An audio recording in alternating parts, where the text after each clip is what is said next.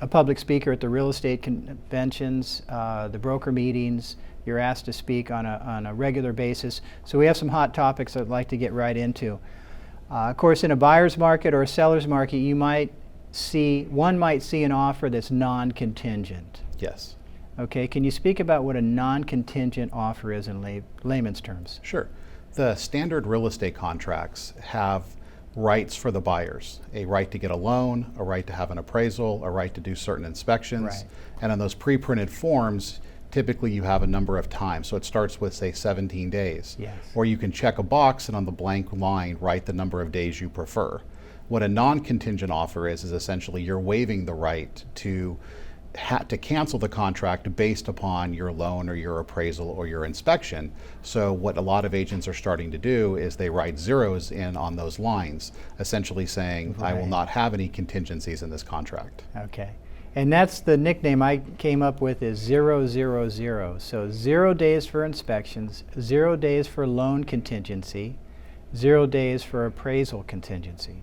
Right. So does that render the buyer's deposit non-refundable? That's the intent, isn't it? So what it means is that if the buyer decides to cancel the contract later on, they do not have a contractual basis to get their deposit back. Right. The way it's initially intended to work is the buyer makes an offer that's contingent upon certain things. And if the buyer does an inspection, doesn't like the Right. condition of the property, they can cancel, and the contract says they automatically get their deposit back. Sure. By waiving their contingency, they're putting that deposit at risk from the minute the contract is accepted. Okay. Now, the first time I saw some of this happen was during the dot-com boom, when people were making offers, and it was a gambit by a buyer's agent to make their offer supposedly look good. Right. And it was non-contingent on one of those items. And back then, I countered them back, or recommended my seller counter them back to take the time and relax and do their due diligence. We spoke about that before the show. I know you're a fan of that. And of course, during that dot-com boom, some of the big firms came out with an advisory for their sellers. If you receive an offer without contingencies, it's in your best interest to give the buyer some time for due diligence. Can you speak about that, reversing the request to act? Sure.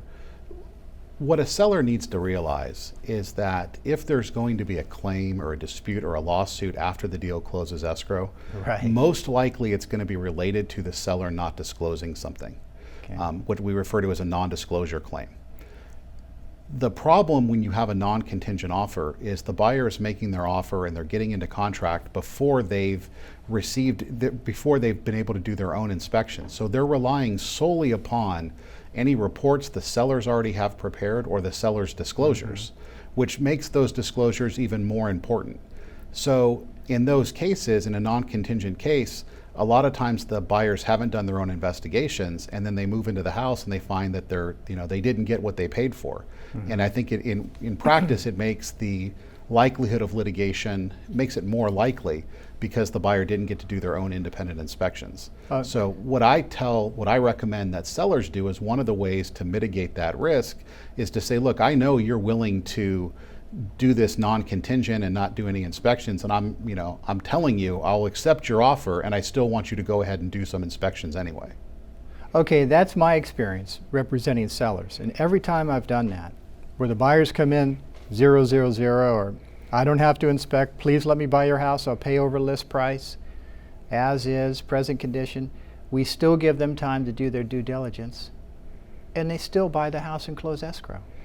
Right. No, I mean, it is a market phenomenon in this area, where buyers, whether it's on the advice of their agent or what they've read on the internet or what they believe to be the case, they want to make their offers as attractive as possible. And that has become, more often than not, what happens is that you're seeing more and more non-contingent offers.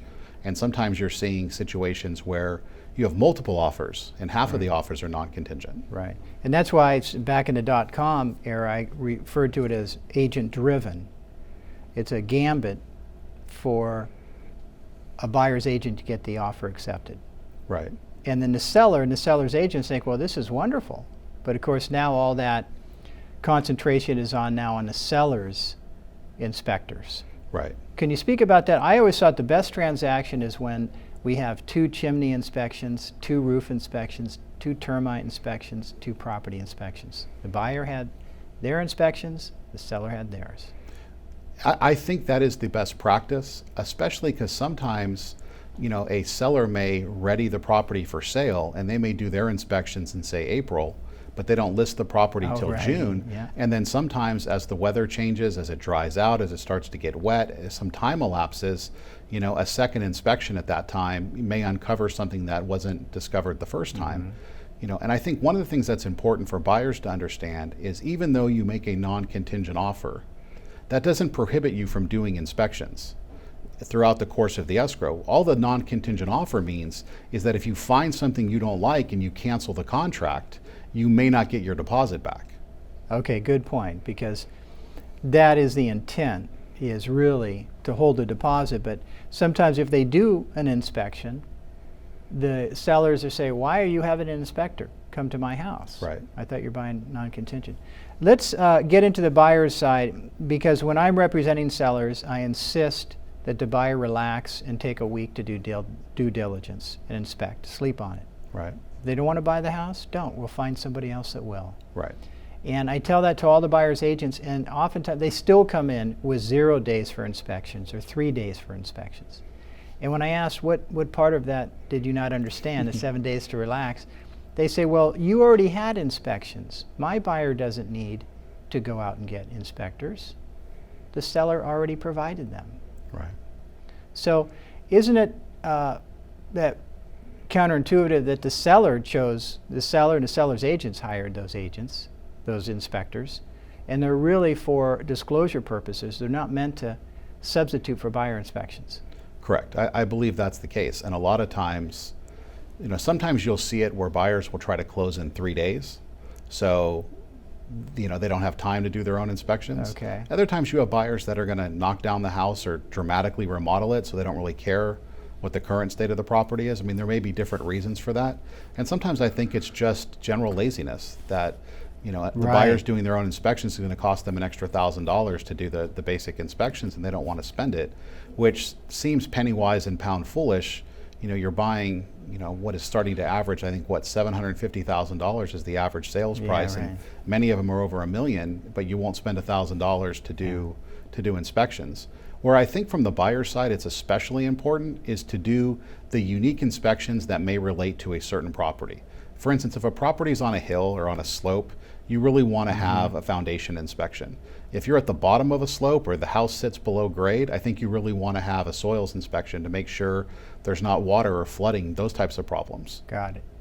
Now that you speak about that in terms of laziness. Also, we've spoke about this, and you've have done seminars and spoken to brokers and agents about the realtor, buyer's agent, may not want to spend 3 hours on a Tuesday with a termite inspector, 2 hours on a Wednesday with a roof inspector, and keep going back to the property to meet these inspectors. Right. That might be a reason.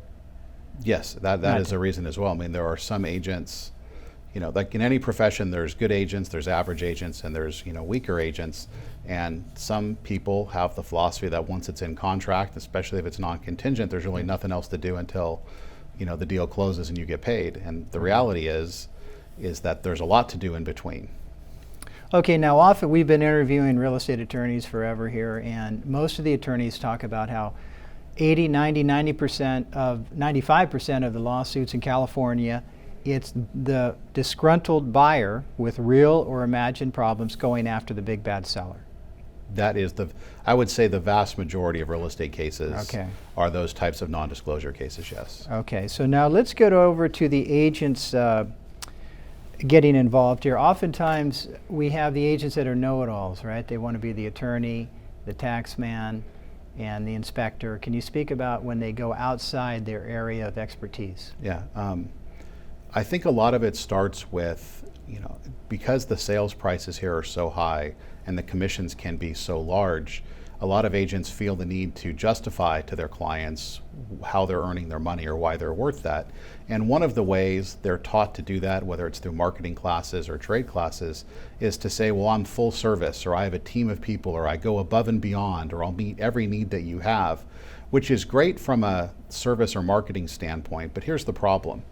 In a real estate transaction, what a real estate agent is held liable for is whether or not they met the standard of care for the average reasonable real estate agent. And that's defined under the law as what an average real estate agent would do given the necessary education, training, and experience. And we have a set of things that are included in that. Explaining the terms of the contract, explaining how to do disclosures, explaining what inspections you need. But then there's other things that are outside their duty that they're not obligated to do, or some things that they're essentially prohibited from doing. So the simple ones are tax advice or legal advice, that agents are told, do not provide tax advice, do not provide legal advice. And a lot of times those are the questions that the buyers have. Can I keep my tax basis if I move here? If I transfer the property to my sister after I buy the property, was that going to cause me to get reassessed? Things like, well, what does that easement on the title report mean? And agents sometimes, have this false sense of security where they think they've seen it before, they understand it, and they give answers to those questions. Well, the rule is essentially if you act outside the scope of your agency, you're responsible then for giving the proper advice. So if you explain what an easement is and it turns out that you're wrong or you misread it or you didn't understand the terms, the buyer buys the property in reliance upon your explanation and it turns out you're wrong, you can get sued for something that's beyond the scope of what you needed to do, when really the better advice is to refer them to a tax accountant or a lawyer to answer those questions. The way I explain it to real estate agents is your expertise is to help the buyer catch red flags in the transaction. But once you catch the red flag, it's not your obligation to solve it. It's your obligation to point them in the direction of someone who can help them solve it. Okay, well said, well said. Now, getting back to that, in terms of the factors that increase the risk of an agent or getting their client in trouble, what would be an example of a listing agent? I will give you a great example. This is a case that happened out in Los Gatos about 2 years ago, where the seller had a house that also had a guest house, had a 2-bedroom, 1-bath guest house on the property. And the agent asked if the second unit was permitted, and the seller said, well, I'm not sure, it was there when I got here and I haven't touched it. So the agent said, you know what I'll do, I'll go down and I'll look at the permit file and I'll see if there was ever a permit pulled. So the agent went down to the city and pulled the permit and found a sheet that said permit on it, and came back, made a photocopy of it, and said, don't worry about it, it's been approved. You have a permit for this. Buyer buys the place, buyer goes to rent out that second unit, finds out that it needs some upgrades to it, goes to apply for a permit for the upgrades, and the city says, not only are we denying your permit, but we're red tagging the building that's there, and we're going to insist that you tear it down because our city philosophy now is we don't want second units on residential lots. So the buyer makes a claim against the seller. The seller goes back to the real estate agent and says that you told me there was a permit. Real estate agent comes into my office and says, see, I don't understand what the problem is. Here's a copy of the permit. And I had to explain to the agent that what you're staring at is actually an application for a permit. And the important thing is you have to flip the card over and see if all the work's been signed off and whether there's a final inspection that's been approved. And in this case, what happened was the original owner who built it applied for the permit, built the structure, never called anyone out for sign-offs, and the application essentially expired. So the building would never been approved. And unfortunately, the buyer then had to tear that building down. Wow, and we've heard that this has been a problem for decades, right? Where agents used to go down and pull the permits and come back and put them on the kitchen table for prospects to look at. Right. Okay. And it's one of those things that if you have a background in construction or you are trained in what you're doing and you want to accept that additional responsibility, that's fine. But agents need to understand that they are accepting additional responsibility beyond what they would normally be held accountable for. Right. So in terms of the permits, they pull the permit, and then every time an inspector goes to the property, they do a little sign off, and then eventually it has to get finalized, Can Correct. you talk about that? in terms Sure. of- I mean, so typically what happens, like if you remodel, you have to do a major remodel on your house. Your contractor is going to apply for a permit, and they're going to have that permit card with them at the job site. Right. And every time there's an inspection, the inspector comes out, the contractor meets with them. The inspector, if everything's okay, signs the back of that permit. Yeah. The plumbing's been approved, the carpenter's been approved, right? The electrical's been approved. And then when you're all done, the inspector comes out and does the final inspection, signs on the final line, and then that card goes back to the city. And ultimately, that's what creates the final permit that you can rely upon. And of course, that becomes record that runs with the property. Correct. Okay. Now, a lot of the building permits are now online, and it's pretty interesting to see if, to pull up a property and you could see finaled, application, final. Right. So you could see that process where in 1972 somebody pulled a permit, never had it finaled. Right. Now, that is true, and that does make it generally more helpful, but we've also discovered some problems in that, which is those records are only as good as the human error inputting the information. right. And unfortunately, what happens is a lot of times, like for instance in Atherton, they don't keep very good records. And the data entry on it, a lot of things that were approved, that are listed as approved, really weren't approved. There's just either no record or they're considered grandfathered in, which then changes if you start to touch them or upgrade them. Sometimes permits get tracked to the wrong property, so it goes to 125 Main Street instead of 123 Main Street. So you still, I think, even if you look at the online data, I think that's a good starting point, but I think at the end of the day also someone needs to go look at the actual documents in the file to make sure it Yes. corresponds. Yes. I did a few years ago. My past clients called me back. They were moving up the ladder, bigger house, and they said if they added the air conditioner. And I said, do you have a permit? And said, yes, it's finaled. So that's how I got it started. I just looked online, and it showed that it was applied for, Right. and it wasn't finaled. So we had the inspector. I went downtown, had the inspector come out, and the inspector was asking for some safety mechanism to be installed. So it was like a $100 visit from a heating and air conditioning person. The building department came back, gave a final 3 years later. Right. So that's how you. And the other side of that coin is that, like I said, if a seller's going to be sued, it's most likely for a non-disclosure claim.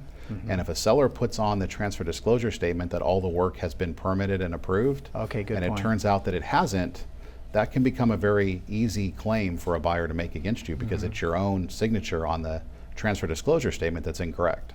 Okay. Now that's a good point about the different forms. We have seller disclosures, and we have the local PRDS forms and then the statewide forms, California Association of Realtors. Why don't we touch on that in terms of seller disclosures, how those are filled out correctly and thoroughly to protect the seller, let alone the buyer? The seller's disclosures have become even a bigger deal in our area because of the non-contingent offers. It kind of comes back full circle because now buyers in making non-contingent offers are making those offers based primarily upon what the seller's disclosing. Wow. And there's essentially two forms. There's the transfer disclosure statement, which is the statutory 3-page form, which has 16 or 17 boxes that you have to check. And the way it works is that if it's not a problem, you can check no, and if it is a problem, you check yes, and you have to explain it. Part of that also includes then giving a proper explanation, right? And what we advise people to do when they're filling out those disclosures is answer the who, what, when, where, why questions, right? The 5 W's. Yes. So it's not just enough to say minor leak, right? I think it's more important to say we experienced a leak on this date and this was the impact of it and this is who fixed it and this whether a permit was obtained, what damage was repaired, and frankly the name of the person who did the work. You know, as a seller, you want to disclose as much information as possible because that way there's nothing undisclosed, especially in a market where the seller has a lot of the leverage. You can disclose, you know, a lot of problems with the house and people are still going to be interested in buying it. So it's better to disclose all those things and answer all those W questions as opposed to writing minor leak and then later you get sued and someone says, well, what did you mean by minor? We found there was flooding all through the lower half of the house. Okay, that's a great point because two parts to that. Oftentimes disclosures are either emailed nowadays or dropped off with the seller and say, here, please complete these and I'll send somebody by to pick them up. So the Right. sellers are by themselves at the kitchen table filling these out. Right. And that's where you might see, I could tell the difference whenever I read a disclosure, how it was filled out, did they have an agent with them, etc. So for instance, that might be when they talk about minor leak or small crack due to settling, Right. things like that. That's a seller filling them out by themselves. Or a seller getting bad advice, one Or or the bad- other, right? yeah. We tell people don't use adjectives. Correct. It's either a crack or it's not. It's either Yeah. a leak or it's not. Yeah. And then disclose what you remember, when it happened, those kinds of things. Okay. The old dragnet line is just the facts, ma'am. Right. Okay. I was going to say you stole my thunder, but of course I've learned that from you. And that's what people want to do is, this is settling in this neighborhood happens all the time. Right. Well, it doesn't matter, right? The living room on that southeast end slopes, period.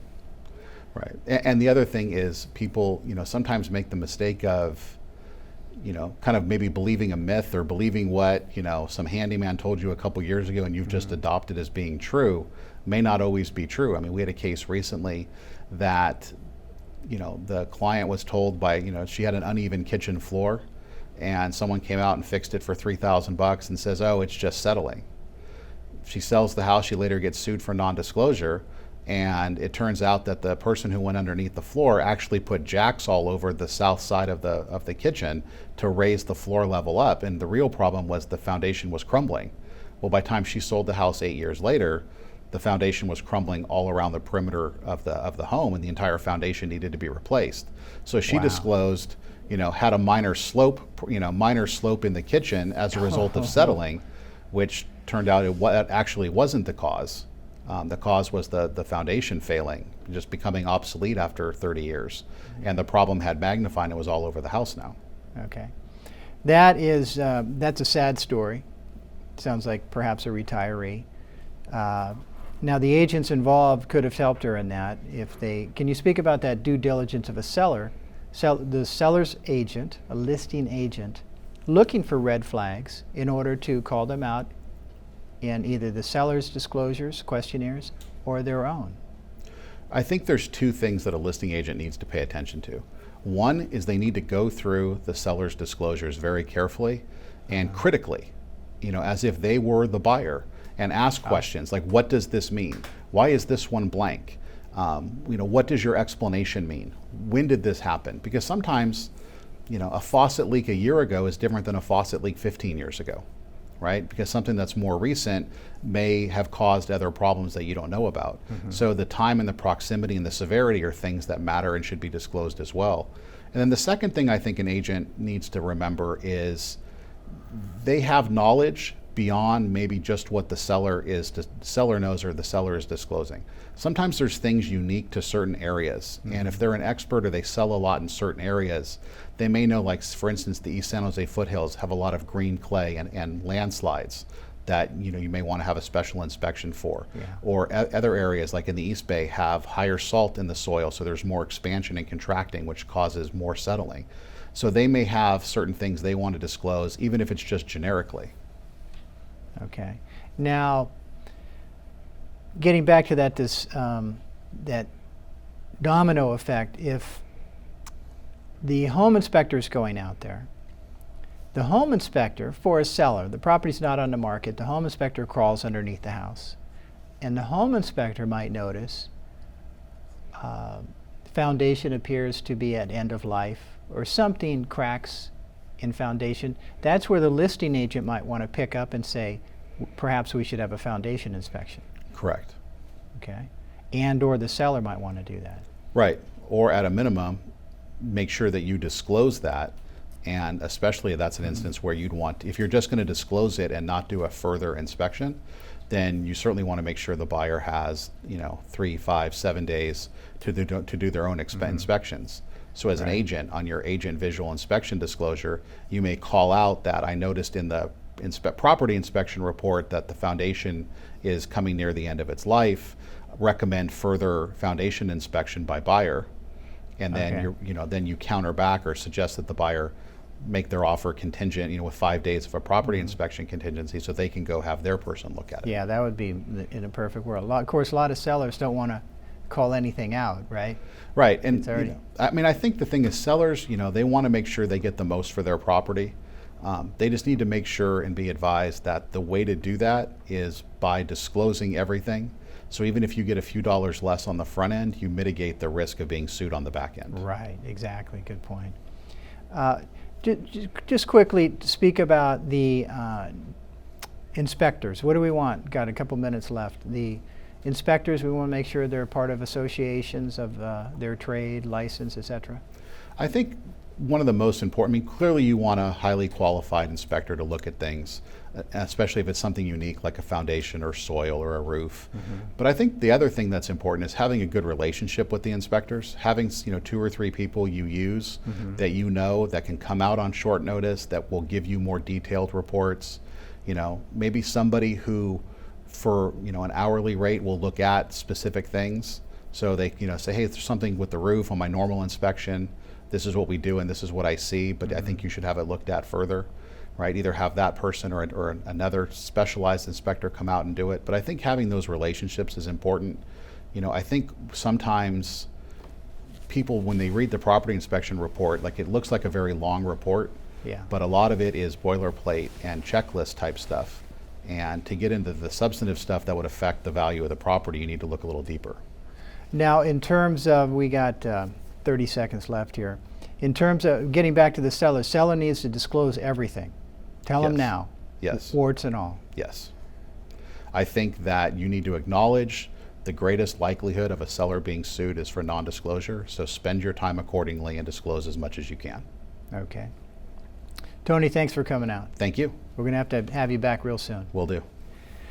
Thanks again for watching Kapowich on Real Estate. This is a program dedicated to consumer protection within the residential real estate arena. We will see you next week. Thanks for watching.